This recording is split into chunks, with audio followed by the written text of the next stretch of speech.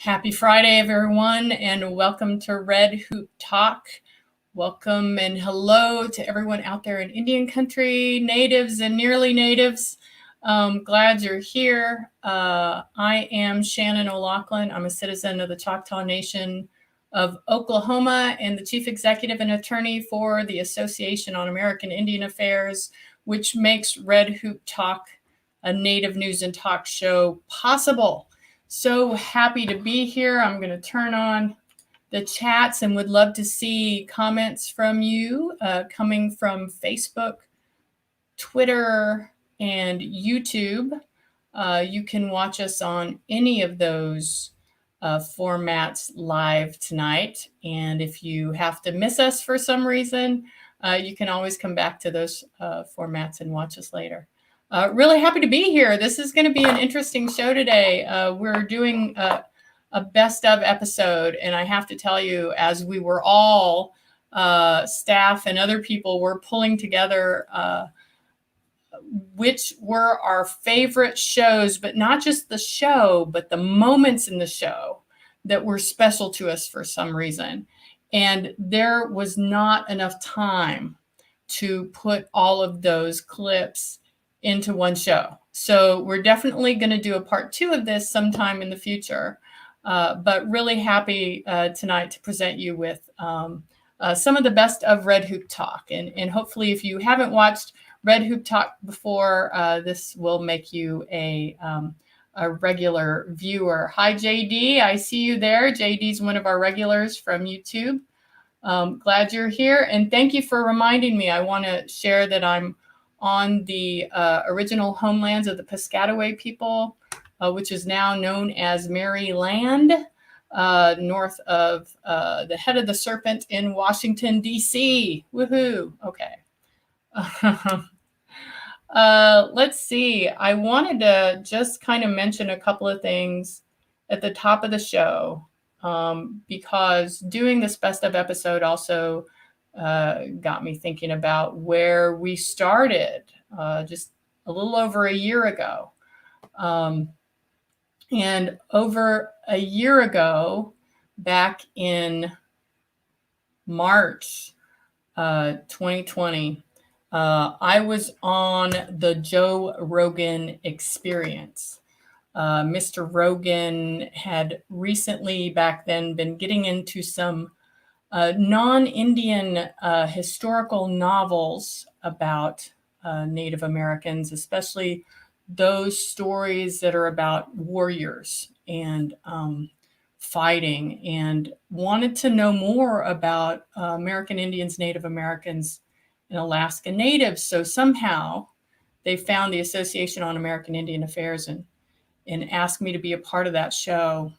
And that is what started Red Hoop Talk. That experience got myself and my brother Roy, who you've met if you watch some of our earlier shows, got us thinking, well, we should just do this ourselves, and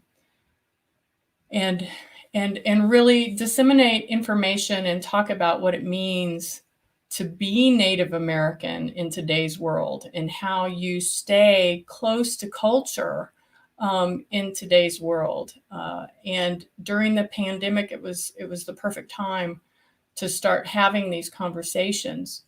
The Joe Rogan Experience, if you do look it up and try to find me, I'll tell you right now, just don't. I was really uncomfortable. As you can tell, I kind of am in front of the camera already. I was really uncomfortable with my experience on Joe Rogan's Experience. And I wouldn't say it was my best day.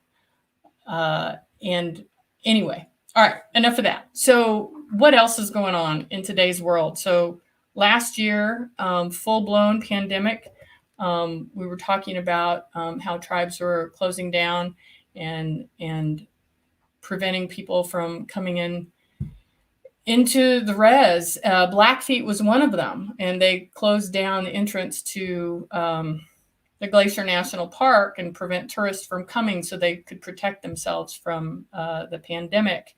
And I wanted to share this with you because I think it's such a testament to what Indian country has done during this pandemic to take care of its people, and also to get the vaccine out. So the Blackfeet Nation, whose lands border the snow-capped mountains of Glacier National Park in northern Montana, with hospitals 2 hours away, they have a 98% fully vaccinated rate. So the Blackfeet and other tribes as well have the highest fully vaccinated rates in all of the country. U.S. as a whole, the vaccination, fully vaccinated rate is 40%. In Montana, it's about 40% as well. And we're seeing this all over the country where Indian country is sharing its vaccine with surrounding communities.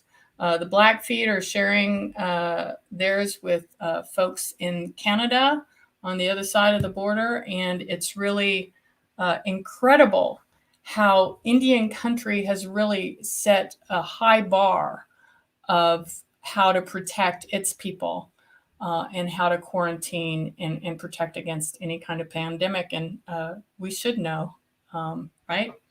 So let's see who's in our chat room. Hi, John and Jamie. Hey, Jamie. Jamie's our new office manager. I think she's on one of our shows from the past. Happy to see everybody. Please don't hesitate to say hi. Tell us where you're watching from and on whose homelands you're sitting your ass. All right.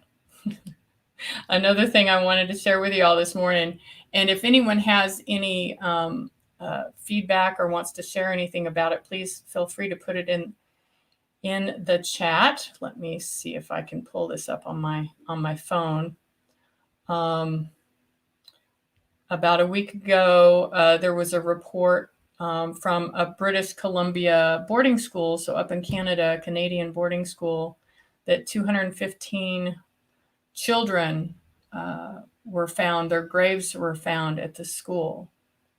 The school is called, I'm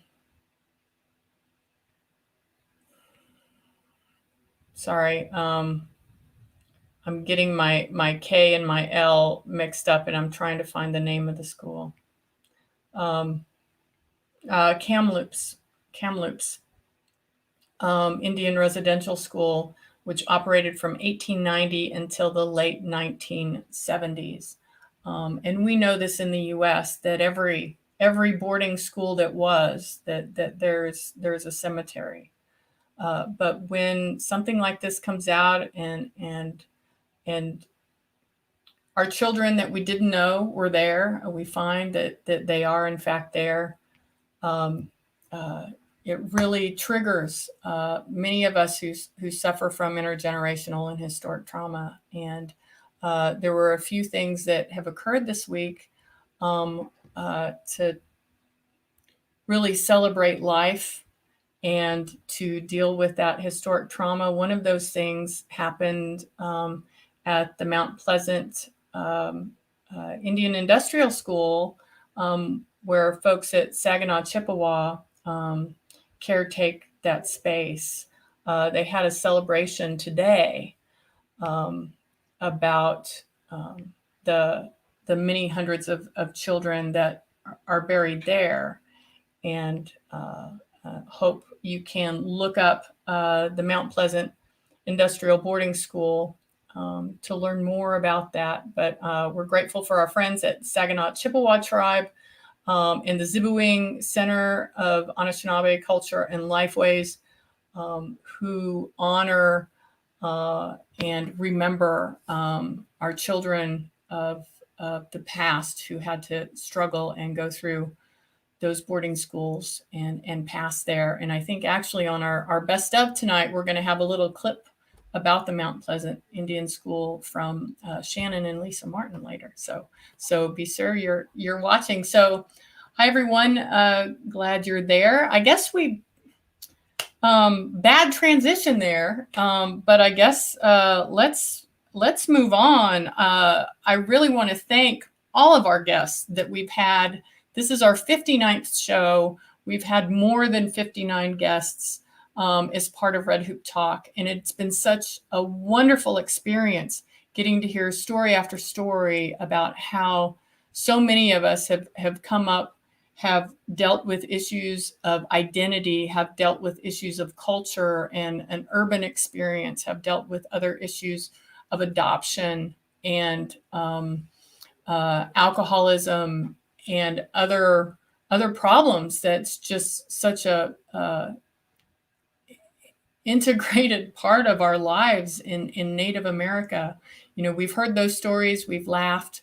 And I think where we're going to start off tonight, if you don't mind, I want to start off with a little love. Our favorite couple on the show has always been Sandy Whitehawk and George Macaulay. And we invited them to the show on Valentine's Day. Oh, Colleen, you just remind me, it's also Pride Month. It's also Pride Month. I'm so proud that we're celebrating Pride Month. And so we hope to share more on the show this month about Pride Month. Thanks, Colleen. Thanks for interrupting me, man. Okay, so let's get back to Sandy and George, and let me play actually Colleen Medicine, who's our program director, and she's a citizen of the Sault Ste. Marie tribe of Chippewa Indians, is one of her favorites on the show tonight. All right, let's see how wonderfully I can transition to the video sharing. There it is. I'm going to share it. Here we go. Sure, I'll come over. And I don't know if I told you this, but I forget little things like this. But I was in Chris's truck when I got the phone call, and I said, "That was George. He asked me to come over to his house for dinner tonight." And he goes, "Good." And he got a little smile on his face. But so this is how not into it I was. But I had been on the road by then 10 days. I was tired. I was recouping from a real hard relapse of chronic fatigue syndrome. So I was exhausted. So I wore a t-shirt, hospital scrubs, no makeup, and I think I just wore my glasses. I didn't wear my contacts. I mean, I didn't fix nothing. He just picked me up at the hotel, took me to his house, and he made macaroni and cheese from scratch, his macaroni and cheese, and hamburger patties. And that was like just so delicious because I'd been on the road all this time. And here I was getting to eat this. It was really, really good. And I remember he got up from the couch or the chair to go check on the burgers. And as he was walking away, I remember thinking, and I said it to myself in my head, oh, he would make someone a really nice husband. Someone, not me. But then after we ate, we were watching TV, and I let her have the big couch, and she was laying, and I was sitting in the love seat.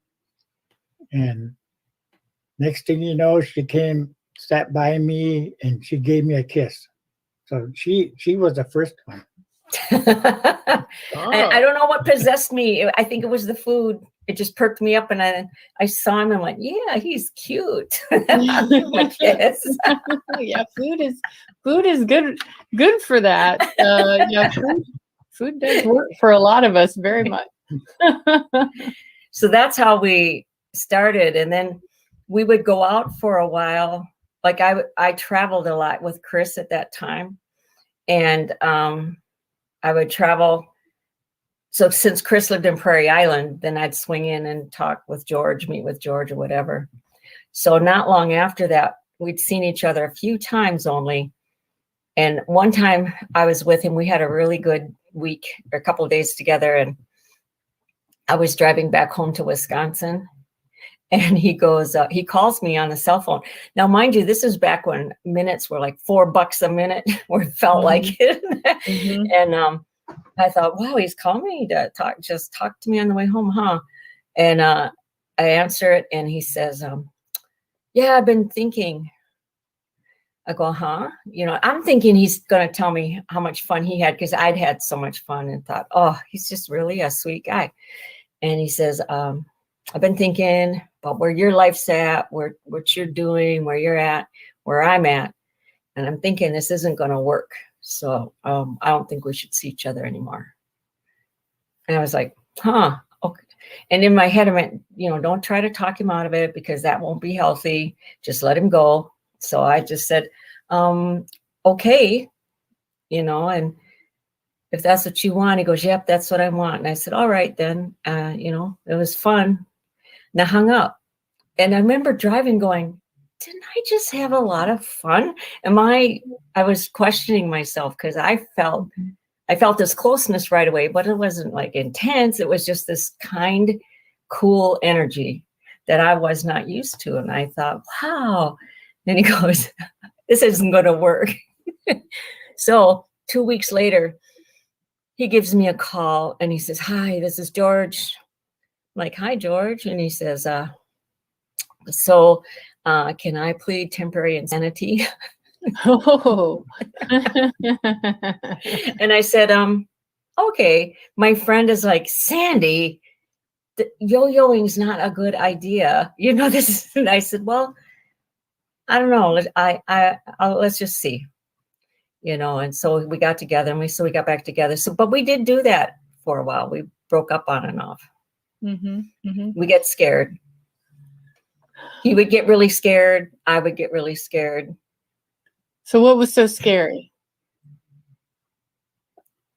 I think I was not conscious of this until I started working on myself more, is that he wouldn't really love me if he really knew me. And if I get vulnerable with him, he's going to fuck me over. Once he's comfortable, he will go out on me. He will do whatever. And I'll be sick enough that I'll go through it and won't know to stop. You know, that was my fear, is that I wouldn't know what to do, or how I would forget how to take care of myself. And so I had that kind of trust issue. But the bottom part of my fear was really that fear of being that close. What were you scared of, George? Sorry. No, it's okay. For me, when I'd go through that, where I didn't think we should be together, I was afraid of getting hurt. I knew it from past relationships. It never worked. I had been in a relationship a few months before that had been working to keep going, to really put every effort into it I could to make it work.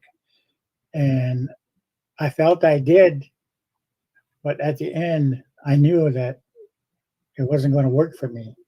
So I started thinking, man, what is the common denominator here? It's me. The relationships, always, I'm the one that, you know, doesn't seem to, for whatever reason, I didn't know. I didn't put any thought into that. Okay, I need to change who I am, the way I am, and find out what is going on. That's why it was scary to want to get into this relationship, because I knew that from what happened in the past, probably was going to happen again. Mm. I would be, you know, just another relationship. And that's what I was trying to really take a look at the time. So today, are you all scared? No. So what got you from that to now? Is that too big? Can I narrow that question down? I'm trying to think which would be the best story to tell. There's so many. I was going to say, let me just tell you one thing though that happened to just show you how scared, but yet how it was the Creator and friends pulling us back together. So George decided once we got back after that phone call, he really wanted to be just him and I. And I remember even telling him, no, if this doesn't work, I'm the one that's going to get messed up here. I'm the one that's going to take the brunt of us not making it. But then he asked again on the steps of his efficiency apartment, very sweetly, sincerely asked me, he said, I just want to be with you. I don't want to be with anybody else. And I looked him straight dead in the eyes and said, no, I like my life the way it is. And left.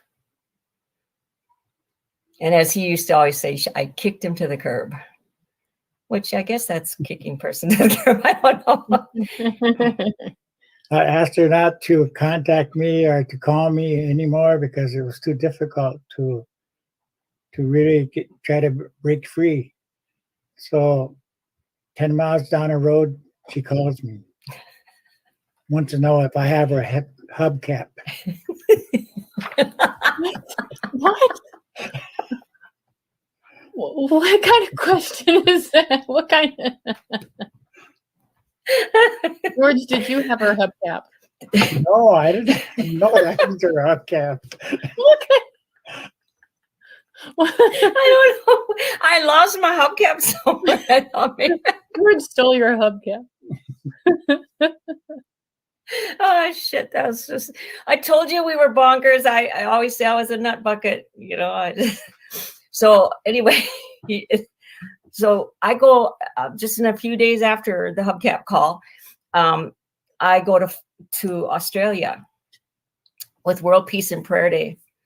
And, you know, I felt a little, I don't know if I wasn't aware of myself yet, my feelings and stuff. So that's a long flight over there. So Paula Looking Horse, she's Arvel's wife. You know, she knew George, she knew me, she was, and she says, Sandy, how are you and George? And I said, well, you know, we're broke up. Why? And I told her all my reasons why. You know, he's a gambling addict and he just stopped not too long ago. And that could be relapse. You know, I can't remember what all I had this list. And she says to me, Sandy, it sounds like you're trying to find reasons not to love him. I can kind of feel and see that you really care for him. And then she shared some of her experiences and thoughts and was trying to show how some of the things I was pointing out were not insurmountable, right? And I just remember thinking, ugh. And she says, when me and George got back together down the road, she goes, please don't ever blame me if you don't make it. And I said, I'm not going to put you on that. I said, because she opened up what I was already feeling and I didn't know. We land in Australia. Now, I'm not someone who gets preoccupied by someone. So I get off the plane. We walk out to the parking lot and we're greeted by Maori people. And my first thought is, oh my God, George would just love this. And I thought, what the heck is that thought? So then throughout the days, we do our thing, all these cultural exchanges. We're having a wonderful time. Then Chris and I get really sick. We get they quarantined us into this big suite. And we just, I think 3 days there of just things coming out mouth. And I was surprised he did end up in the hospital when we got back. I'm surprised we didn't end up in the hospital there because it was bad. So on the third day, Chris makes some sage tea and some coffee and he says, get up. He says, we got to get ready, get some strength for tomorrow. I'm like, okay. And he goes, so how are you and George? And I said, well, yeah, we broke up because he wants to be, you know, just with me. And I tell him all the things, I list all the stuff. I have it down pat by that time because Chris has been a counselor too, right? So I got to have my shit together. We get done and he says, so George go to meetings? And I said, yeah, he'll go to meetings. We go to meetings together when I'm in Minneapolis. Is he willing to go to counseling? And I said, actually, yeah, he's already going on his own. Well, George is a really smart guy. He knows what's going on. Sounds like you're looking for perfection. And I'm like, oh, what do you mean I'm looking for perfection? I'm trying to protect myself here. And the more we talked, I realized, wow, okay, if that's all this is, and I'm afraid of it, is it really happening? Because he said, is it happening now? No.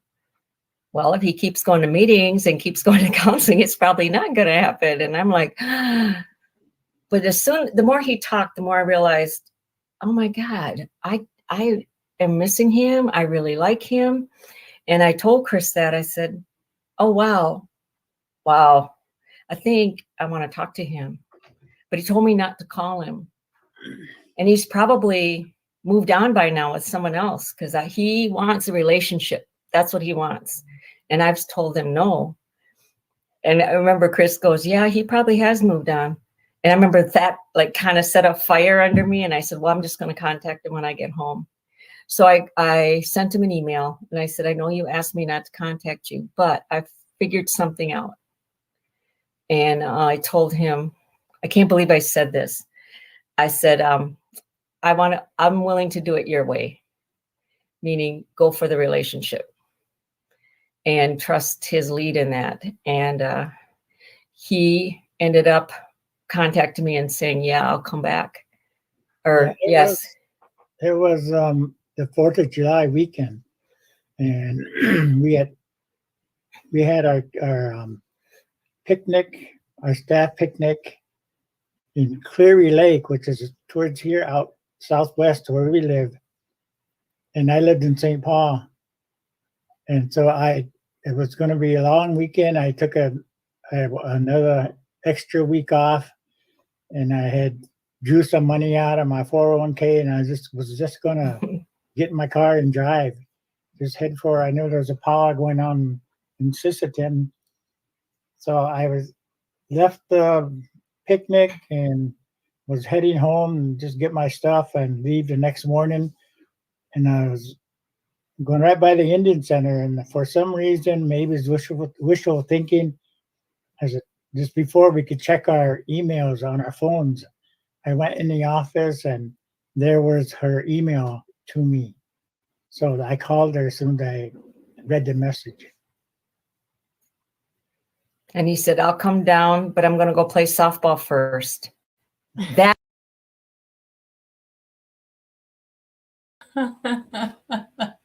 I'll come down, but I got to play softball first. Sandy and George are one of our favorite couples, but there's another couple too who's one of our favorites. And I mentioned them earlier, and that's Shannon and Lisa Martin, who are up north in Michigan. And let me get them shared here so you can we can keep this love going on a little bit. I hope you all remember this this wonderful interview. This is one of the shows. This is back in episode 13. Roy was still our co-host, and we had a really good time with Lisa and Shannon. So sorry, this is taking me a minute to share the screen here. And here we go. Yeah, but Tiger and I were just talking about the other day, when it comes to, our two-spirit people, and that's kind of a moniker phrase that started, in the late 80s. And it started at a two-spirit gathering in Manitoba and Winnipeg. And our relatives there coined it Nijmanadwuk, which means two-spirit. We were talking about that just yesterday, thinking how lucky she and I are to find one another. I mean, we met once and we were colleagues and friends and acquaintances, but then to come back full circle to find each other, it's, it gives other people hope, that are searching and looking for their life partner, especially if you're two-spirit, because, our pond is so small. It's small. And, for us to have our paths meet, and we're so compatible. It's sickening, actually. It's kind of gross, but we have lots of fun together and respect one another, and we've both been in some kind of toxic relationships where we've both been used and not treated the way we should be. But, we just want to send it out there into, the universe that, to our two-spirit relatives, we didn't have to meet in a bar. We didn't have to, search one another out on dating sites. You put it out in the universe, your spirit, that you're looking for another spirit to complete you and walk with you. It'll happen, because we weren't really truly looking at that time, but we were ready. We were just ready to be together, and the universe helped make that happen. That's awesome. That's one of the best relationship stories I've ever heard. That's And then, of course, Roy got into his own relationship with his blonde wife, so we won't go there. But it's so wonderful to hear about positive relationships in Indian country and get to learn from them. And so much I've learned about how we all in Indian country kind of maneuver through various communication quagmires as we're learning really how to be honest and transparent in relationships. And not just that, but also when it comes to working in Indian country, because it's sometimes a political landmine. And so in our next video, actually, before we get to our next video, I wanted to make sure I responded to Sheldon Spotted Elk's question. Hello, Sheldon. I hope you're doing well. I'm going to look at our YouTube channel real quick. He asked, how many views has the Sand Creek Massacre special that we did back in about 6 months ago? How many people have viewed that? So far, I'm only looking at YouTube right now, Sheldon, but there were 354 views.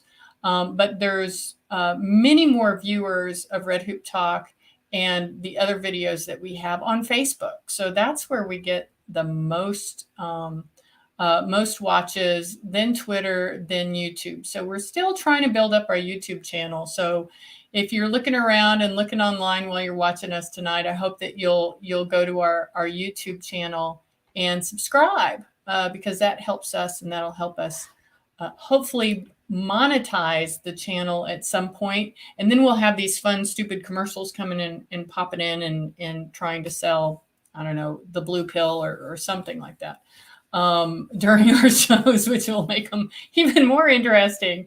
So thank you for that. And thanks for that shout out, Sheldon, about that video. I hope folks will go back and watch that. Next up, I have a guest from episode 7, Earl Evans. He's a citizen of the Halawa Saponi tribe in North Carolina, which is a state-recognized tribe. And I had asked him, because he's such a calm, cool, friendly Southern gentleman type, what makes him frustrated about working in Indian country. So let me pull this up and get this shared as well. Sorry, my transitions are a little slow. I need a production crew, I think. Okay, here we go.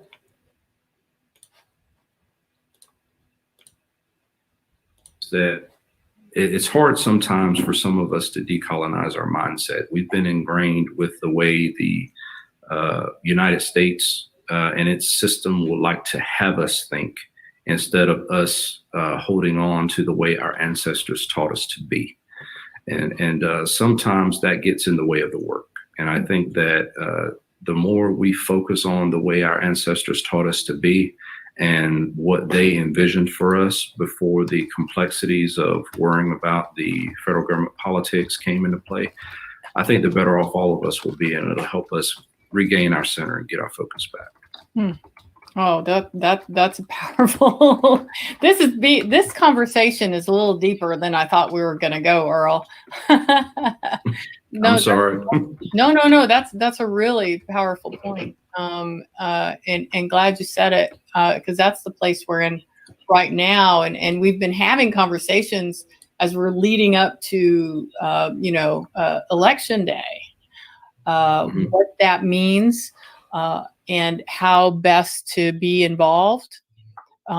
And we can never forget how we were supposed to be and know our I mean, how do you look at it from a state recognized tribe? Again, how do you like something's not going right or people are being mistreated? And then when they get out on the gravel, yeah, you should have told them this, you should have told them that. Well, why didn't you tell them? And to me, our vote is the way we tell them.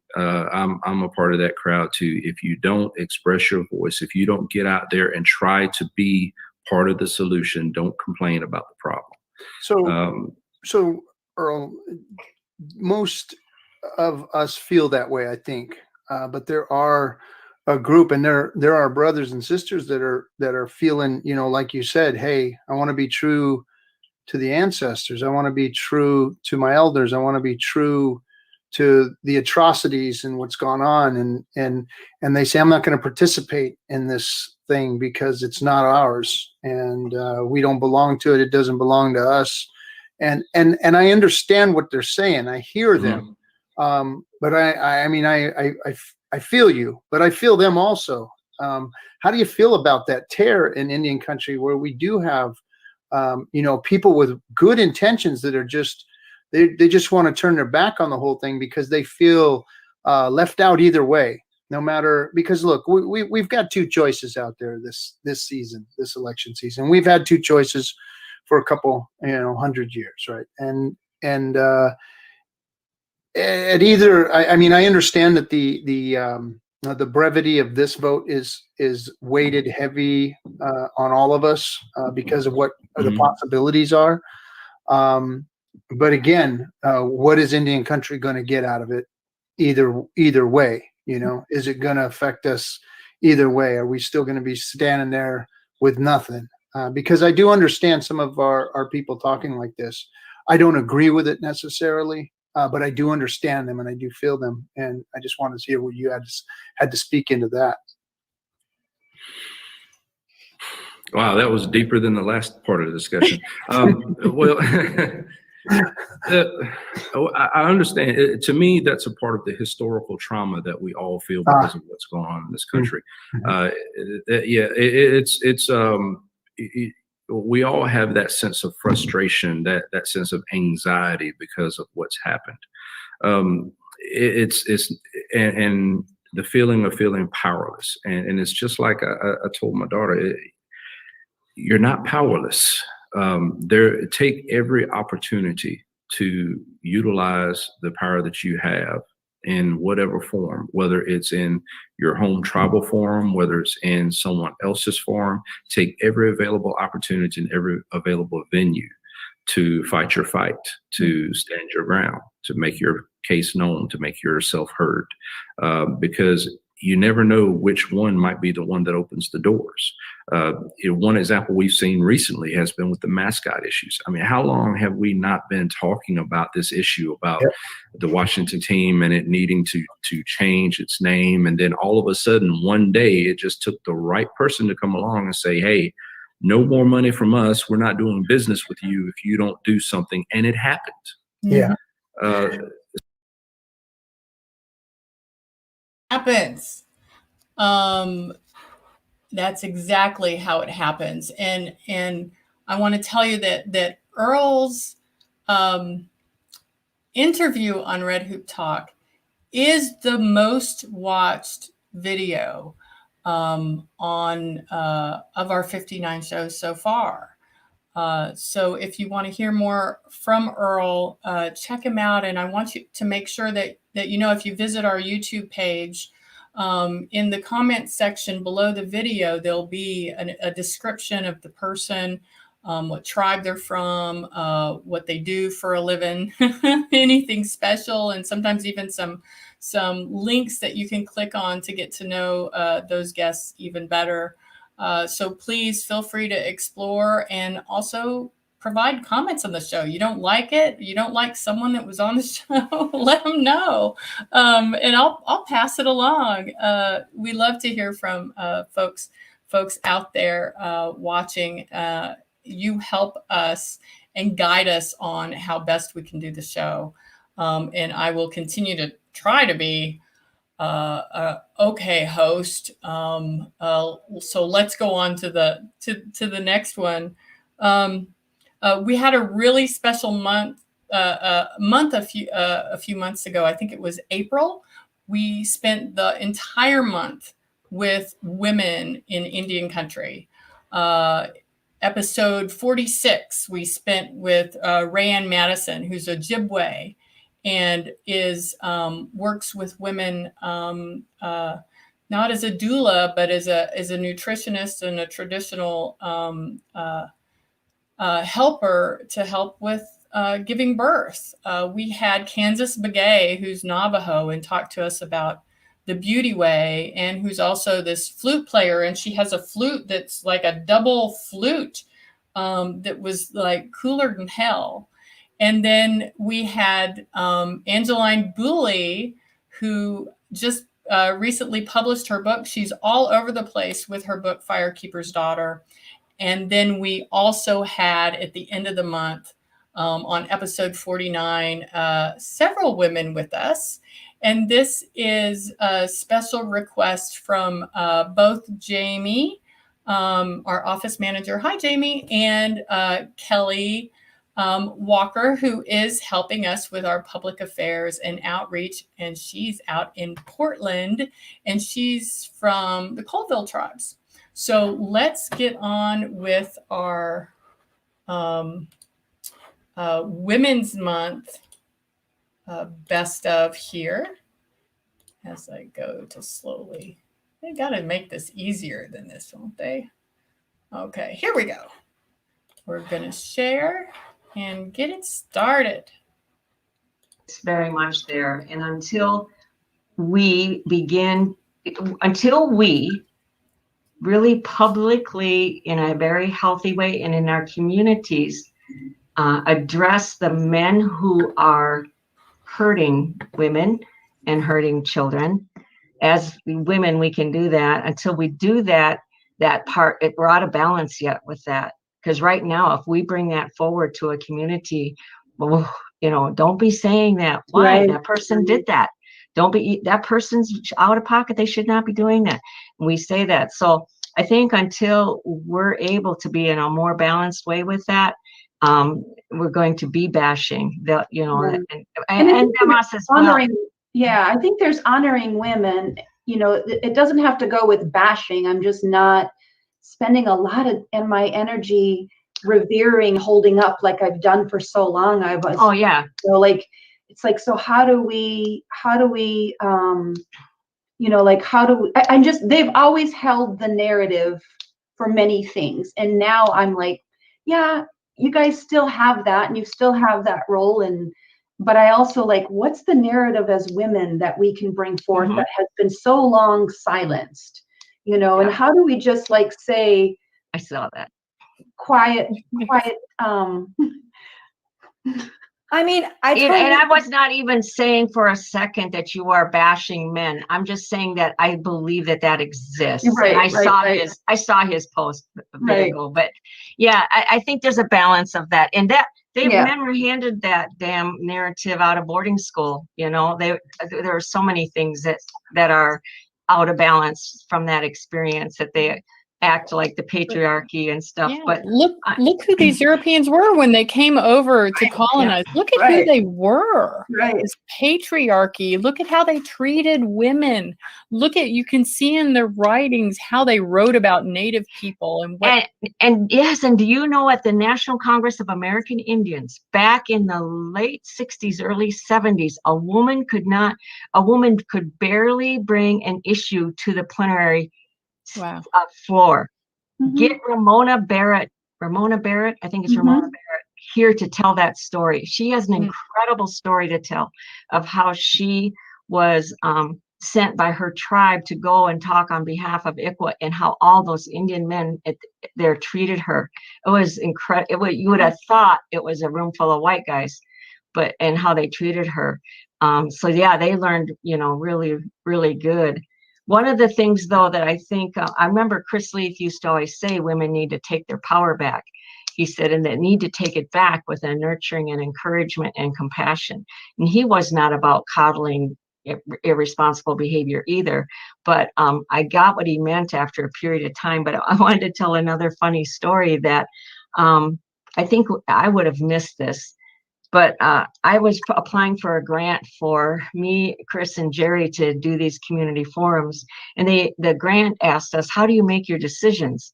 And I'm like, I don't know how we make our decisions. We do what Chris says. And so I call him up and I said, how do we make our decisions? And he goes, well, you tell us what needs to be done and me and Jerry do it. And I'm like, that's not it. He goes, yeah, it is. Women see what needs to be fixed. They're the closest to the children. They're the closest to what's going on in the community. They can make those identifications, and then we do what you tell us to. And I'm like, I don't see that happening, but okay. So I called Jerry and I said, Jerry, how do we make our decisions? And Jerry goes, well, you being the woman, you tell us what is needed and we'll help you. And I'm like, would that be cool if that happened across the board? But I just thought that was interesting I'm on the here, come in. Just a second. Come in. I'm busy. Hey. Hey. Oh, it's my baby. Oh, come bring say her hi. in. Hi. Let me see your face, baby. Honey, Can you get There. Can I tell them I have an iPhone? She wants to tell you guys she has an iPhone. Go ahead. I have my very own iPhone and it used to be my dad's. Cool. Thanks. Moving up in this world. Very grown up. That's Of you. awesome. All right. I'm hungry. Okay. We'll tell your mom. Ask her who's her My favorite. mom's not here. Come here. She's getting pizza. Okay. Who's your favorite what? Who's your favorite woman? Who's your favorite woman? Everyone in my family. 'Cause I have a yeah. big family. Thank you. Bye, baby. My mom. I'm saying pizza. Careful. Oh, I had to put that little clip of her grandbaby in there. That was so sweet. Yeah, you never know what may happen in between things. Sometimes we have technical issues. Sometimes we have dogs or cats popping in the camera. Sometimes we have other types of weird technical issues.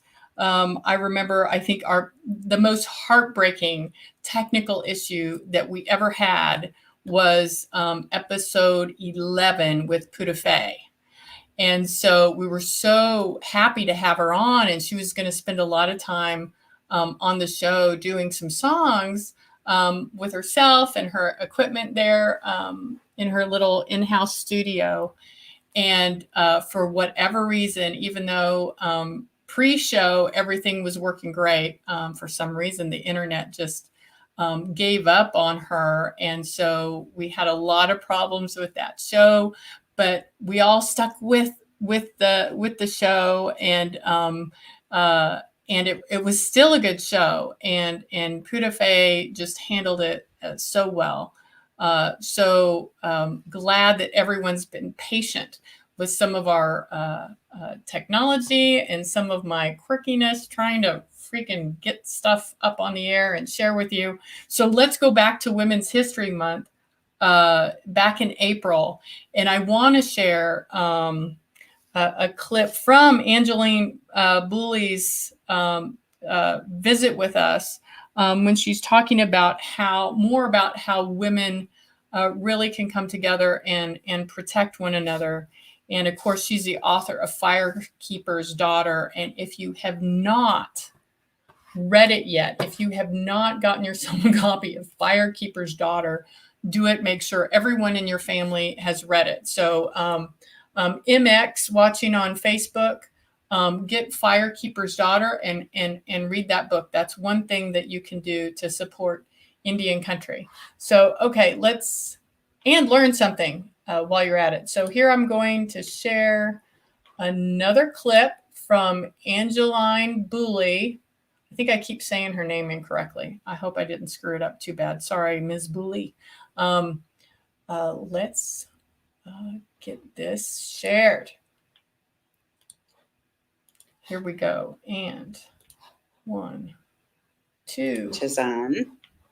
And I really felt like that was an important topic I wanted to get at, was the ways in which women in our community are exploited and yet invisible and unprotected and lacking justice. And so I really wanted to show that, and I wanted the reader to be outraged about it. And so that was important to me too. However, I also wanted to highlight the ways that we try to protect one another, the whisper networks, blanket parties. I was in an airport coming back from a conference, ran into an Alaska Native woman, and never met her before. We're sitting next to each other talking, and she asked me for my phone number. I gave it to her. She texted me and said, "The guy next to you said such and such and such, and I'm very concerned about him. Like, do not engage with him whatsoever." And it was just one of those, like, I will look out for you and you will look out for me. And we just have that understanding that there are people out there who will look for any weakness. And to me, that I was, I felt proud and strong, and that I didn't know this woman. I've never talked to her since then, but she had my back in that moment, and I would have done the same for her. And I think that's something that is it's like a silver cloud in a very dark storm, to find that and to experience that with other Indigenous women. Mm-hmm. Yeah, that and how powerful is that? If people know we are that as women, and we will do that for each other, then those types of aggressions are going to be less likely to occur, because we're protected and we're protecting one another. Yes. Yes. Yes. Well, that feels like a really big issue, to have inside the book, along with some of like the other identity issues and stuff. And I was thinking when I was reading it, what a good way to share those issues with the younger audience, because the book is for teenagers, and I thought, what a good way to share these issues and to get them out into the community, but doing it in a way that's really engaging for our young people. Right.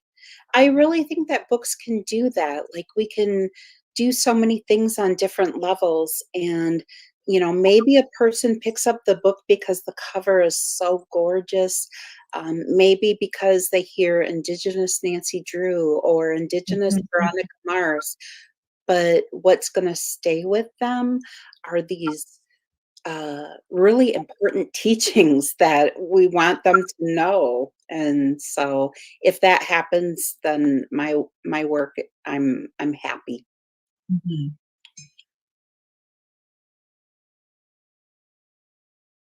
We are happy too, because that's exactly what her book has done. And I hope you should look for her on Facebook and on the web, Angeline Booley, and the book. She is doing a lot of book readings and work in the community, and I hope that you will take advantage and read that book. So we had a great Women's History Month with Native women. was beautiful. I couldn't have expected anything better from all of those wonderful people we got to spend some time with. But every once in a while, there's some people that it's like, you're not quite sure about. And sometimes, people slip up and say things that you're have some concerns with. And we had a gentleman that we weren't too sure how our interview was going to go, because he was someone that neither Roy nor myself knew. And basically his publicist reached out to us. I don't know if they call it a publicist or agent or whatever, reached out to us. He's a MMA fighter, boxer, and for, you've got to forgive me because I don't watch and partake of people beating each other up. But his name is Brock Chatatuska Weaver, and he's a member of the Moa band of Choctaw, and he was very clear that he is Christian, and that's a faith that neither myself nor Roy share. But at the same time, we're not going to judge somebody because of their religion. But he said a couple of things that kind of really upset me, and we'll see if you can notice the flavor of my face change when Brock says a couple of things here. So let me share this and we'll get it going. And that was a really interesting interview. If you haven't seen it, check it out, especially if you like those manly sports, right? Okay, here we go. I mean, it gets crazy, man, and it all really starts from the Bible. God tells everybody that the world will turn their back on God, and He'll make hell of it. And if you see what's happening with the world right now, God ain't playing, man. God, the reason Christians and white people even came over here and took our land is because God wasn't over here, and God's gonna get His way. People forget about Him. God will make people like. He'll get your attention, and whether you want to listen to it or not, He's going to get your attention, and He's getting people's attention now. And I mean, it's only going to get worse from here, is what I believe.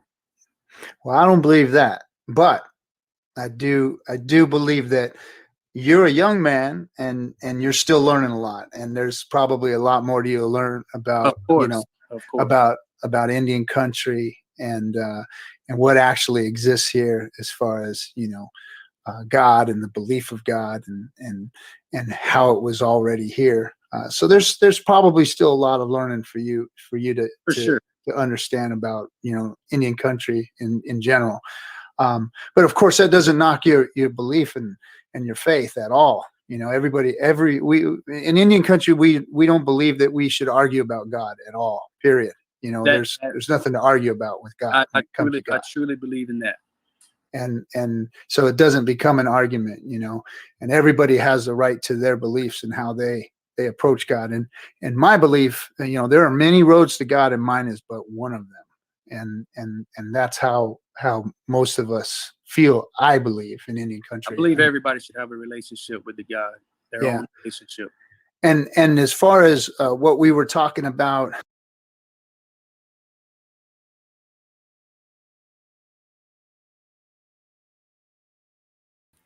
Yeah, so I had a little bit of an issue with there wasn't God over here, and that's why Christians and Europeans were able to basically conquer Indians. I had a little bit of a problem with that, and I was so grateful that Roy handled it so well, because I tend to be, kind of slash and burn when anyone says something like that. So we hope Brock is doing well and he's being successful in his, yes, thank you, JD. It's MMA, Mixed Martial Arts. So thank you for correcting me on that. I rely on all of you all for correcting me, because sometimes I hope you all don't think I know everything. Let's travel a little bit back in time, back to episode 2. And the one thing, even in missteps, even in technical problems, the one thing that we all had in common, and many of the stories that have been told on Red Hoop Talk, are those stories of family.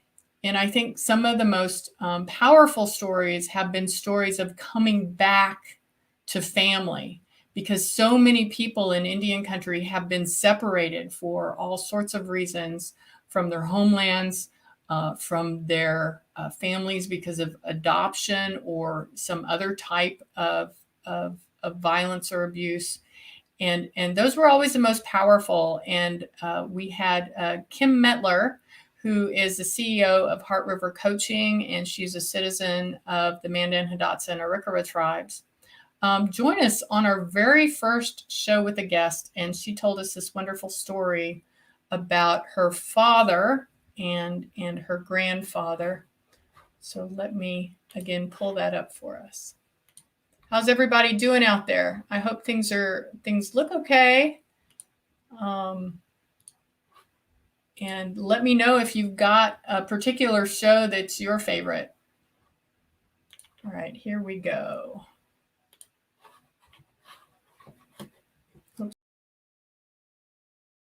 And this is one of those examples where I have no fear or common sense. And so I hopped into the 91 Ford Festiva, turquoise blue with the hot pink stripe on the side. And I drove out to the middle of Montana to the reservation where I've never been to a reservation, right? I mean, I just drove out there and showed up. And it turns out they were preparing for Sundance. That year was the year that my family was sponsoring that. So we're getting ready for camp. And again, I have no idea what's going on. I'm just trying not to be disrespectful or embarrassing in any way. And they sent me to get blankets for the giveaway, to get them from my grandfather. So, but first I had to go get my cousin out of treatment. Oh, no. You don't even know. I drove through a tornado to do that, by the way. Oh, no. On the way back, we stopped at my grandfather's house to get the blankets, and we're banging on the door, and he finally answered the door. And here's this grizzly bear of a man. He filled the doorway, and his hair's reaching and grabbing, and he's just kind of this growly man, and he starts hollering, "What do you want?" and I'm looking at him, not because I'm intimidated, but I'm standing there because I'm like, holy crap, he is my grandfather. I mean, like, dead to rights, he was my dad. So we got the blankets, and I turned to leave, and it was like this, it was not the Oprah moment that I had believed would somehow show up, right? You know, I just got yelled at by this grouchy old man. And I got in the car, and we went to do ceremony. And, you know, that was the year that I Sundanced, and many conversations with elders about them saying, you know, because I was teased. I was even teased by my family. It's just like, oh, you're that white girl. Oh, you're that white girl coming to play Indian for the day, right? But the elders would say, you came here for a reason. Mm-hmm. You know, your ancestors were calling you back here. So push comes to shove, what we later find out after I spend the entire summer out with my relatives, and I get back home and I learned that my grandfather had just a few months to live. He was dying of cancer. Mm-hmm. And so my dad had asked me, he called me one day and he said, my sister called, and he, you know, he'd grown up his whole life not having family. And all of a sudden he's got a sister that's calling him. And he said, Kim, I don't know what to do. You know, should I go and see him? And I just told my dad, I said, you know, you have to ask yourself, if he dies and there's something you want to ask him or something you need to say to him, and you don't get to do that, are you going to regret it? And that should be your guide. Mm-hmm. And he's like, all right, I'll call you later. And then he called me the next day as he was making his way to meet his father for the first time. And so he met his dad about, I'd say it was about a month before his dad passed away. Wow. And at the funeral, at, the wake, we had his, the relatives, the sibling family from Fort Belknap, and we had all of our relatives from Fort Berthold, from my nation there. And it was so interesting because I felt both accepted by my family, but I also felt like I had to prove something to them. And then when my dad showed up, what was really interesting is that the relatives acted like he had just visited them all last week. I mean, they just were like, oh, our boy is finally home. And the last thing I'll share about that is, when I talk about the Indian Child Welfare Act and the importance of keeping children that are out of home connected with their community and with their relatives, it's because that relationship is medicine. And it's not just medicine for that child, but it's also medicine for that family and that whole community, because we are trying to heal our trauma. And I always share the story about the conversation that my dad had with his dad, literally the only time that they met. And that was, it was after my dad passed away. My mom said, did your dad ever tell you what they talked about? And I said, no. And she cried. She started to cry, and she said, your grandfather told your dad that he had always missed him, and that he had always loved him, and that he had always wanted him, and he spent his life waiting to be with him. And it's hard because you have these two men that spent their life apart for reasons that were not their own choices. And in the end, I hope that the two of them were able to find peace and finally being together in that way. But the thing about that story, the reason why I share that with people is because that is to say that, we as relatives, we always are looking for our relatives. We're always longing for our relatives and to connect with them and to be with them. Yeah. And those of us, like the three of us here in this conversation who, we weren't raised in our community immediately like that, that's not our fault. And by virtue of who we are related to, that makes us Native. And I feel like I don't want to, I don't want to cause controversy or anything, but I feel like it's really like this colonial settler conversation that we get into with our relatives and other people in our community when they're just like, well, you might be so-and-so's daughter, but you weren't raised around here, so you're not one of us. Or, well, you don't speak the language, so you're not one of us. And I just kind of feel like, if I had my choices, I would have grown up in my life with my relatives. And I'm sure if my dad had his choice, he'd have grown up with his dad. So, thank you. Well,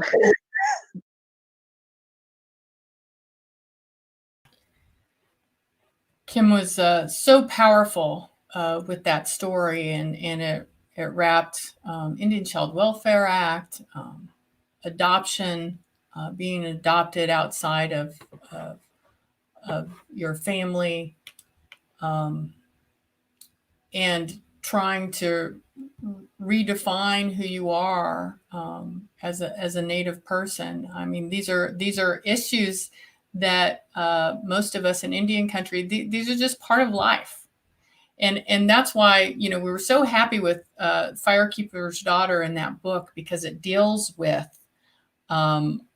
issues like ICWA and repatriation and other issues as if it's just part of our everyday life, which is what it is. Like, we don't walk around advocating for NAGPRA to be followed. We don't walk around advocating for ICWA to be followed in our normal lives. It's just part of who we are and what we're all about, if that makes any sense. And what's another great storytelling is, if you haven't watched it yet, watch Rutherford Falls. Get you a free Peacock account and watch all of the episodes of Rutherford Falls. It does the same thing. It brings all of those issues that happen in Indian country up to the forefront and uses humor to do it, which I love.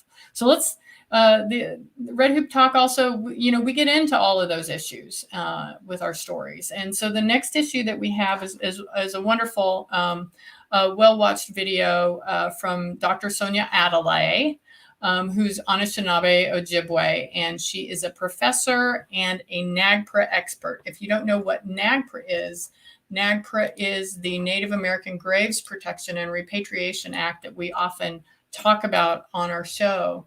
So let's hear a little bit from Sonia, who is one of my favorite people of all time and was a wonderful guest.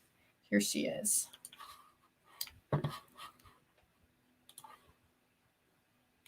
So tell me this. So there's a law that says you shouldn't be doing this.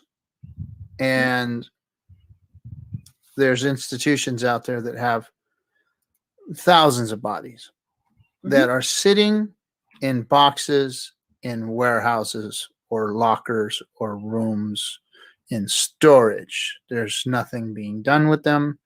They're just there. Is this a weird power thing? I mean, it's obviously not a capitalistic thing because the work has already been done. They dug the bodies up, they put them in boxes, and they put them in storage. So really the value of those things has kind of diminished.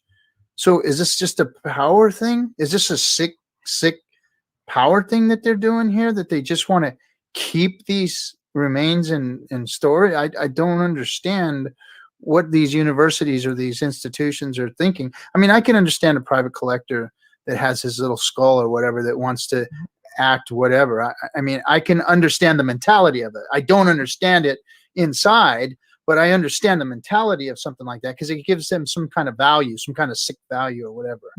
But what kind of value does it give these organizations to keep all of these remains in storage? Because like you said, there was thousands in one institution, and there's institutions all over the globe that have thousands of these things in storage.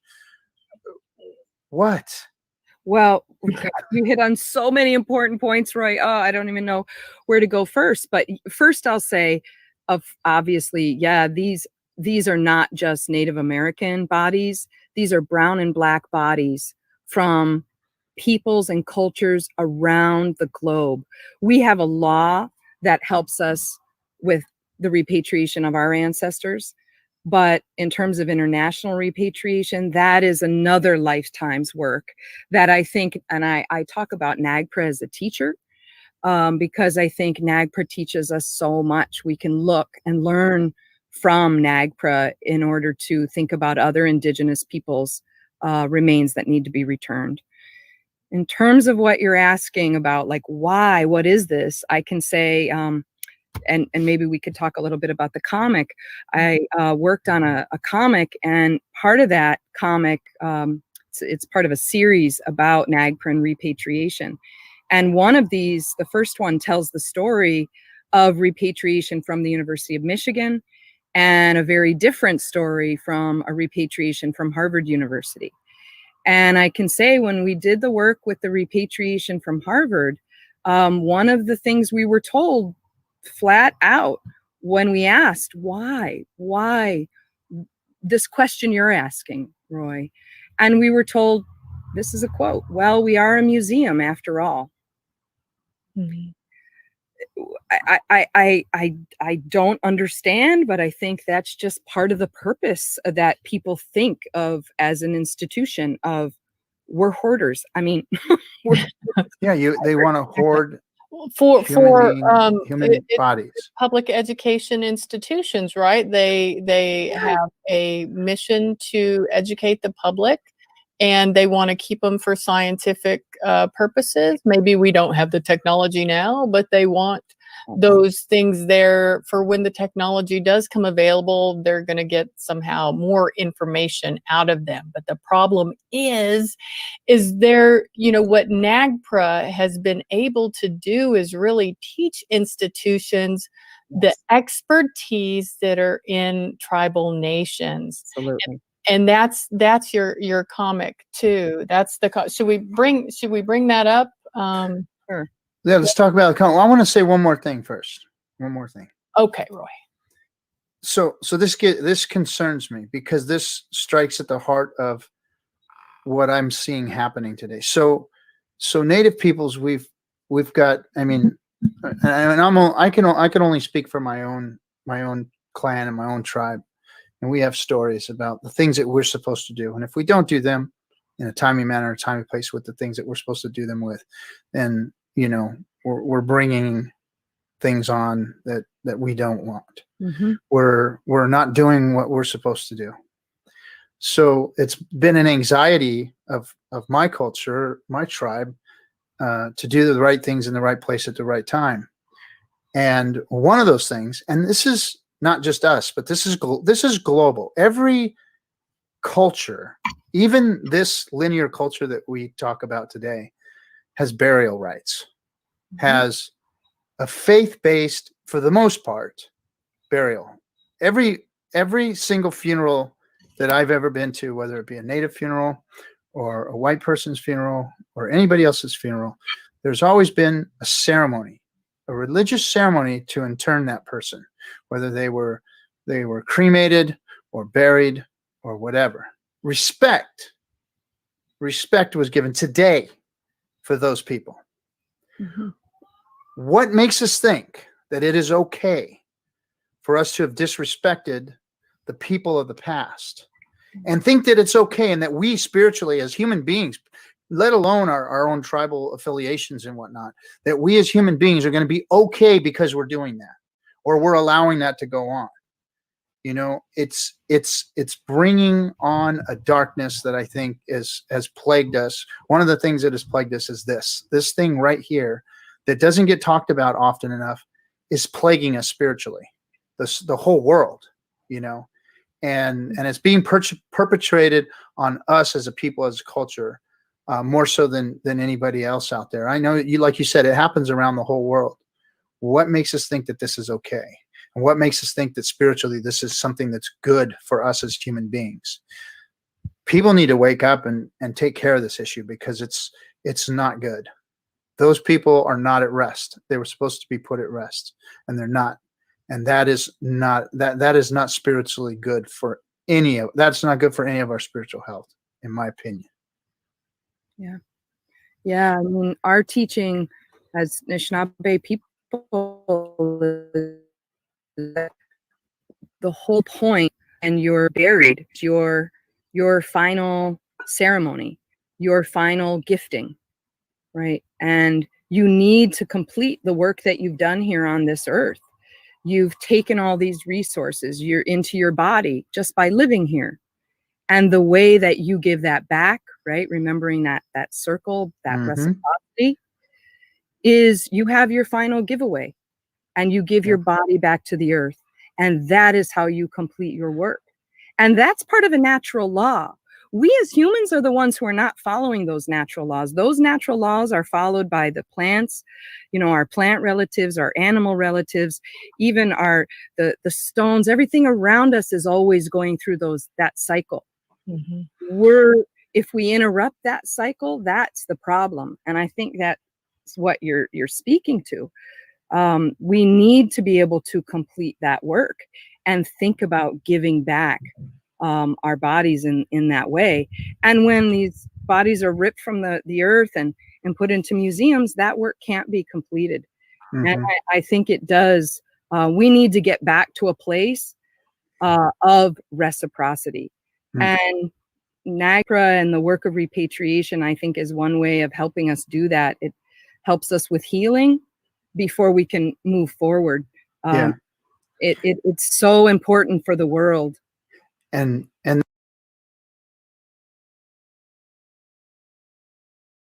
so important for the world. And was so happy to have Sonia as a guest, talking to us about repatriation and protecting our ancestors' bodies. And we've had some other wonderful women who've talked about our current bodies and protecting women's bodies.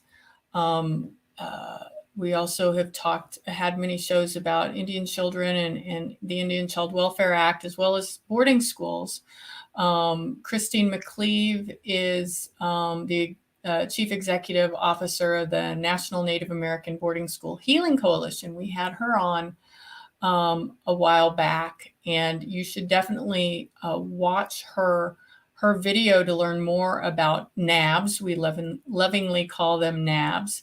But also, we talked a little bit earlier about Mount Pleasant Indian Industrial Boarding School. And I want to bring back Lisa and Shannon Martin to talk a little bit about boarding schools. So let me pull that one up for you. And thank you for your patience. Here we go. And if you didn't know, Shannon Martin is from Gun Lake, and Lisa is Muskogee.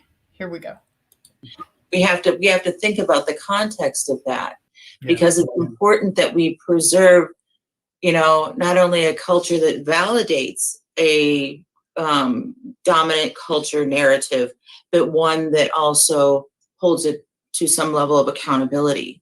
So this site is super important, and we're making steps. It's a little bit at a time. Nobody's going to hand us all of the money that we need to do everything all at once, but we're starting to chip away at it, and we're like blocking it into sizable chunks that we can actually deal with, and do it a little bit at a time, and realize that it took a long time for this history to play out, and it's going to take a long time for this history to find its resilience and to be repaired. And leading up to this, I think, for the memory of those children and our relatives who went to that school, during the feasibility study that spanned from 2010 to 2011, we uncovered, our Ziegler Center researchers and volunteers uncovered about 123 students who perished as a result of the school. They either died at the school or they were sent home to die. Administrative records, in its 41 years of history, records that are on file with the federal government at the BIA indicated that only 5 children died during the 41 years of its operation. But to date, our research has continued. We're now at 227 children who died as a result of the school. So we are undergoing, some archaeological investigations, non-invasive. We're using ground penetrating radar, magnetometry, and soil resistivity to look at areas that we have researched, that we have found that are questionable. And that research is continuing. Unfortunately, many of those sensitive areas are on the city of Mount Pleasant's property. So because of that, we have to enter into MOUs, and we have to negotiate with them to go onto the property to possibly try to locate unmarked graves or mass graves. So that's, currently where we're at right now. And luckily we have an amazing and most sensitive principal investigator by the name of Dr. Sarah Surface Evans, and she's at Central Michigan University. She serves on the committee, and she gives of her time and expertise to organize and to direct field schools to help us locate children and locate and uncover the history of the school. That is an intense conversation to have, and can often be triggering. So I hope all of you are okay out there. Another issue that we're facing, and it's just seeming to get worse. Perhaps the new administration will have some hope for us, but the issue of climate change. And the association's president, Frank Edwagishik, is my personal favorite interviewee on our show. He was episode 55. And it was such a wonderful, calming interview where Frank just told story after story about his experiences. And I want to share with you a couple of clips from him about climate change, which is an issue that's very near and dear to his heart. Let me make sure I know what I'm doing here. Okay. And here comes Frank. There's, 30 or 40 million climate refugees around the world that are going to be out there. We have, and the climate refugees are not just people, because we have to think not just about, when we're talking about environmental justice, environmental issues, it isn't just human populations. We have to think about those populations of all those other beings that we share the world with. And what responsibilities do we have to them? Because they have responsibilities to us, we have responsibilities to them. They feed us, they take care of us, they help provide food and shelter and stuff for us. We take care of them. There's this relationship we have. It's not, we don't just own these things, but we have a relationship with them. And so it's maintaining those relationship rights is critical. And I maintain that's really what our treaty rights are all about. It's not property rights so much as it's relationship rights. And so we have all these things to prepare. So when we went to Paris,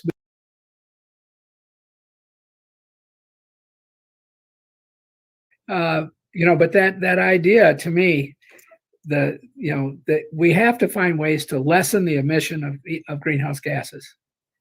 And the ways that do that, if you're doing that through carbon trading and other kinds of things, that's not as effective. To me, it's like rearranging the deck chairs on the Titanic while it sinks.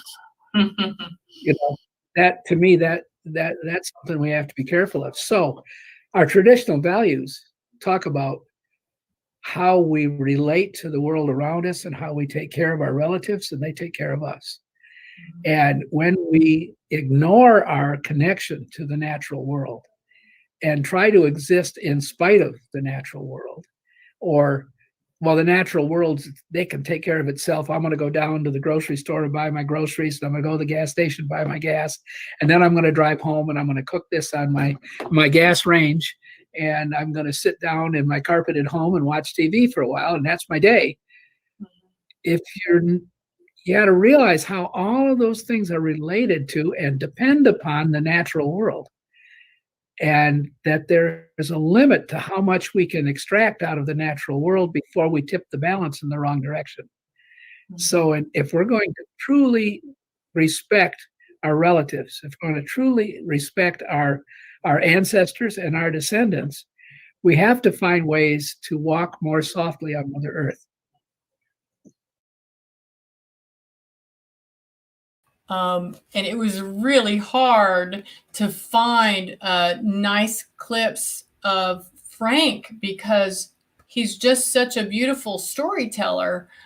You want to keep listening and listening as his storytelling journey kind of wraps around different issues. So I gave you two little short clips, and I invite you to go watch his whole entire interview on episode 55. So we're getting close to wrapping up here. I think I'd love to end this with some of our some music that people have that folks have shared with us. I don't know if you remember way back in episode 4, we had this great guy, Brian Frijo, who's Pawnee and Seminole, joined with us. He's done a lot of summer camp work, worked a lot with youth, and he's also a great musician, and I really love listening to him sing. Let's see, let's get him up here and listen to some of his music.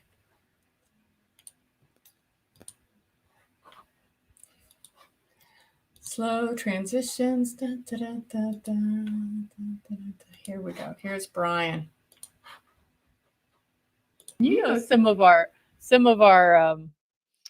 Indian shows, you know, they're usually like B quality or C quality. This was awesome. There's some really great acting and storytelling in it. So I was really excited about it. But it was a Like little smoke signals.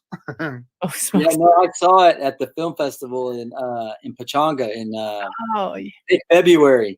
yeah. And they were going to release it, I think, the end of March and in the theaters, and then all this happened. So Yeah. I was like, this movie's going to do great. That's a great production. Those guys Mhm. did an amazing job on that show. And that, I don't know if they did a talk after a Q&A, and the guy Yeah. that wrote it, did you see that story about what he wrote it from? No. It was something that happened in an Indian community in Canada where this company had, I guess, polluted the water or something. And then all these people started getting sick. They could start getting some kind of sickness, and it spread, but he turned it into a zombie. But it was actually, the real story is were getting sick from some company, and they were kind of stuck on an island. And so I thought that was just an amazing story like that, and create that film. That was impressive. Man, I'd love to get some of those people on the show. Yeah, you need to get them on, do an interview. I'm friends with a couple of the guys that were in the film. Oh yeah. Hey, did you ever run with my my cousin Michael in at the film? I mean, he did a bunch of movies. I'm not even sure if he might have been on that movie with you that you just talked about.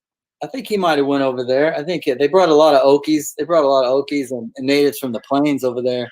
Well, he was out here in California. He just went back to Oklahoma, back to Anadarko, like probably 2-3 years ago. He was out here in LA, and him and Saginaw were real good friends, and they hung out all the time. You probably met Saggy too out here, of course. Yeah, I know Sag. Yeah, everybody knows Saggy. The legend.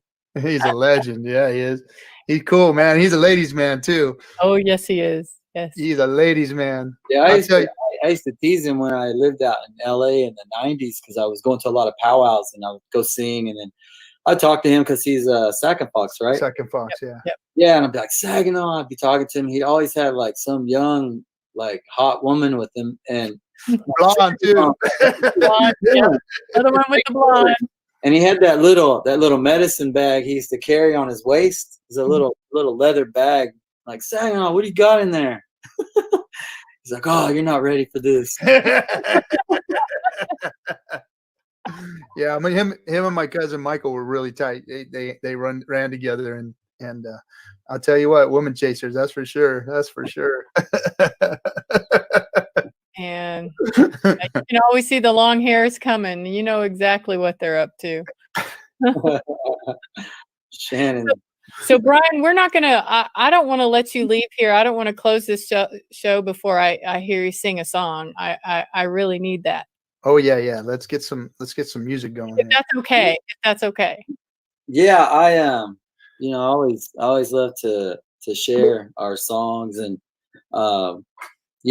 they've been around for a long time, and they help us during these times when we're going through things in our life. It can lift us up, make us feel good, make us smile. Make somebody feel good, and around that arena or in that ceremony or whenever we use these songs. And so I got a couple I'll share with you. I want to share one it's kind of a little more upbeat. It's a little more upbeat, and it comes from our let's see. Check, can you hear me? Testing 1 2. Yeah. Okay. So it comes from one of our old ceremonies, and they carried on a long time, and these songs they play a big important part of our community when our community comes together, whether it's a ceremony, a powwow, roundhouse, round dance, whatever it is, our yearly celebrations, our winter celebrations. And these right here come from our hand game.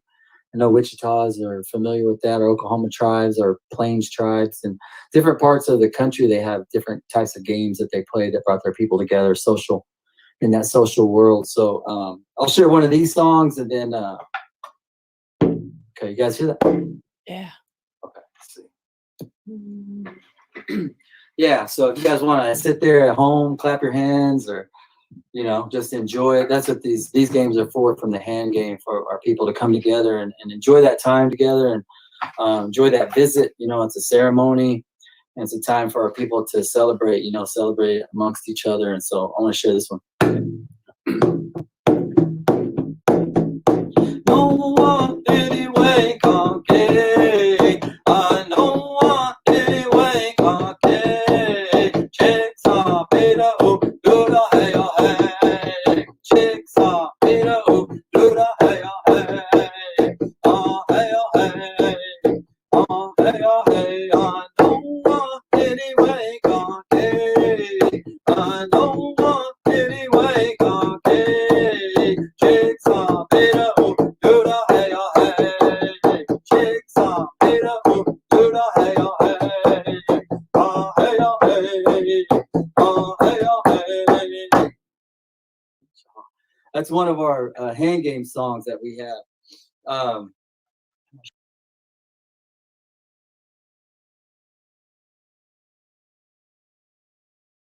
You hear Brian sing. He's got such a strong energy in his voice, and I invite you to check out his website and check out some of his songs that are there. I think what I'm going to do at this point is I want to introduce you to some of the aunties and grandmas that were on our show last week and let them sing us out. But let me just tell you, thank you so much for your time today and the time you've given us over the various 59 shows that we have. We've had so many guests representing nations all over Indian country and talked about current news, talked about things that frustrated us, and talked about things that have healed us. And I really want to thank all of you viewers, and I hope that you kind of spread the word and share our YouTube page with others. Be sure that you like, comment, and subscribe. Give us some feedback. We'd love to hear what you think. We'd love to hear who your favorite guests were and what your favorite moments were. Like I said, I'm definitely going to do a part 2 of this best of series, and hopefully I can put it in a format that's a little less clunky for our next time. But really, thanks so much. I'm going to take us out with our grandmothers and aunties. And please be sure you check out our website at indian-affairs.org. Also know that we have a deadline coming up if you're interested in our repatriation conference, which will be held in November. The last day to submit your session proposal so that you can have a panel at our conference is on Monday, June 7th. So we hope to hear from you there. Good night, everyone, and we'll let the grandmas and aunties take us out of here tonight. All right, here we go.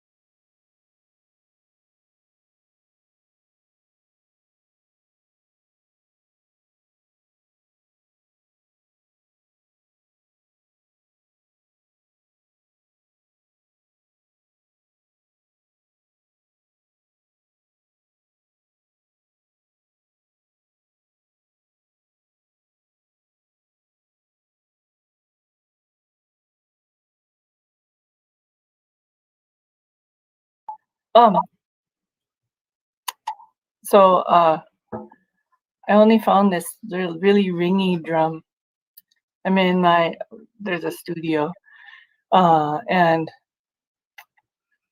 I worked with those old recordings from the Densmore collection. That's part of my work that I do here at my college, and I'm going to go on to get a PhD, and I'll do more work with those recordings. And my group, we did a recording called Anishinaabe Kwe Inendemoen, and one of the songs was celebrating a woman who, back when the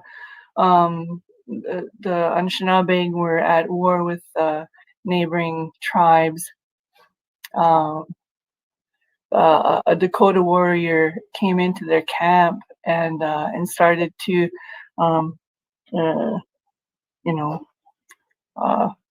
cause violence, and this grandmother stood up and fought for her village, and she was like so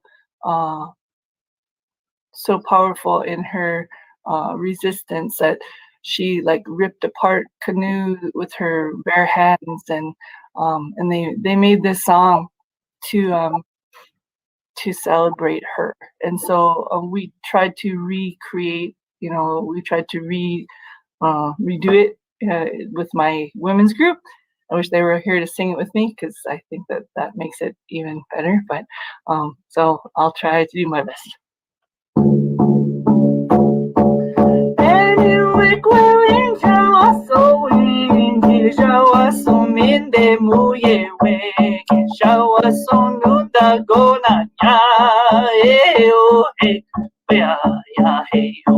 Anyway, when Jawa so when Gijawa so mende muye we Gijawa so nunda gona ya oh hey ya hey.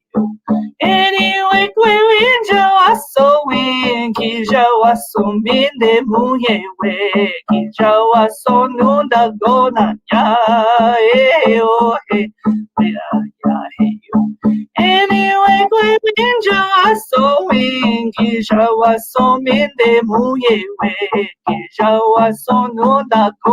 ya oh hey ya hey.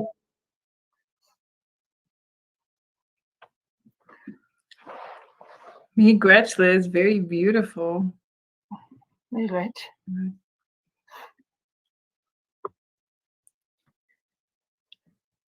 Anyone else thinking of a song? I guess I can go.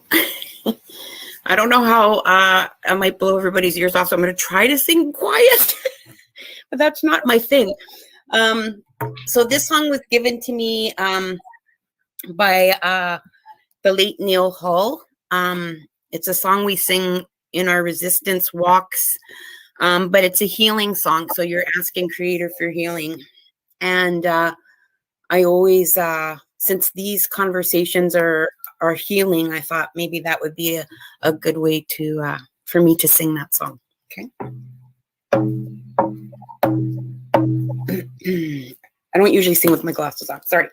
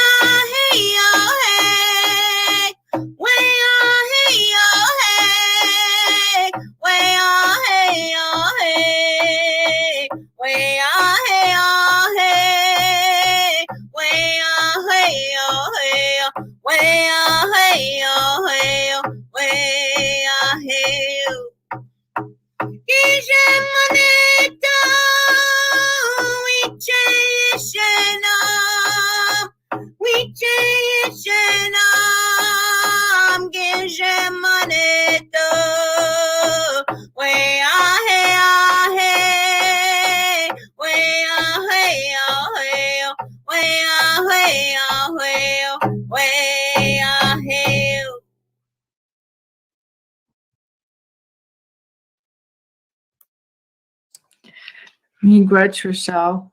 It came across just beautiful. Anyone else?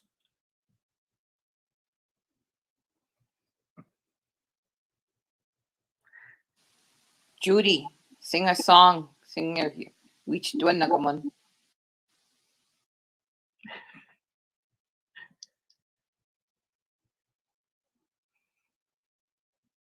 Okay. I was just gonna say that, like me and Chickadee, we've been like all over the land, and one time, I think we made it like by Alberta, and was like we made it about 11 o'clock at night, and we went into this strange home, and that was with Lorna, born with a tooth, and the men were talking, and the women kind of disappeared into the back room, which was us, and they shared these songs with us. And the best thing we could use was a frisbee. They had a frisbee, and they're using it as a trumpet. But they taught us so much songs, and it was just like, how do you call it? Like, they shared the songs with us, and the songs stayed in our hearts because we left them the next day or like a couple days later, and that's how me and Chickadee learned songs. We went to Alkali Lake, and the shoe shop was Squepmec Women, Mega Samson. They taught us songs, and they just stayed with us. And I'm not much of a singer, but my daughters, they have really beautiful voices. My nieces have really beautiful voices. But I just remember some songs. So the one I want to sing to you is from Mega Samson and Alkali Lake. And I'll just sing a little tiny bit. And Chickadee could sing with me. Way ha ha, way ha ya hey ha ya hey oh. Way ha. Oh, way ha ya hey ha hey oh. Way ha ya hey ha ya hey ha. Way ha ya hey ha hey. Way ha ya hey ha ya hey. Way ha ya hey ha ya hey. Ya hey ha, way ha ya hey ha ya hey. That's it. And guess what the name of that song is? Chickadee, you could say it. It's a snagging song. It's Sexy Buns. That's what it's called. Dang, I didn't know we were singing 49ers. So that's it. Miigwech. Miigwech, Judy, and I think you have a very beautiful voice. So, dun dun dun. Pure Faye.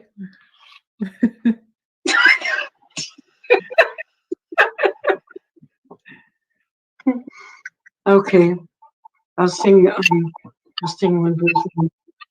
This song I wrote with my husband because Michelle Crush asked if I would write a traveling song, and for the play called Honor Beat, written by Tara Began.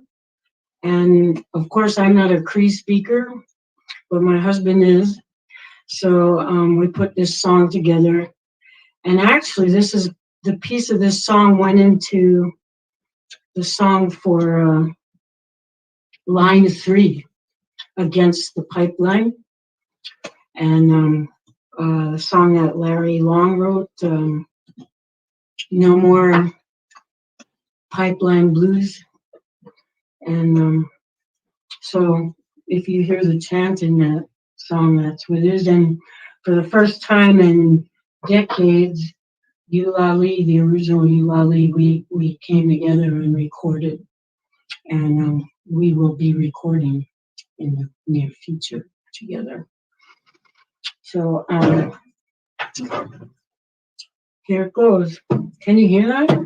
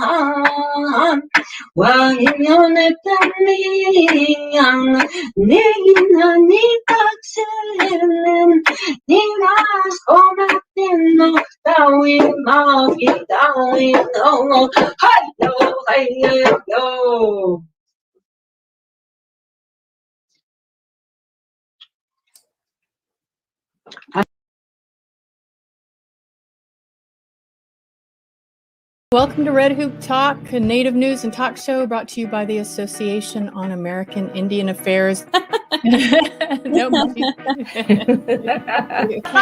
Don't be embarrassed. Well, thanks for having me here, and thank you. And I want to thank you. Thank you. I appreciate it. Thanks for inviting me. It was really fun. Thank you for having us do this. Again, thank you for having me. I really enjoyed it. Thank you so much. Good time to be native.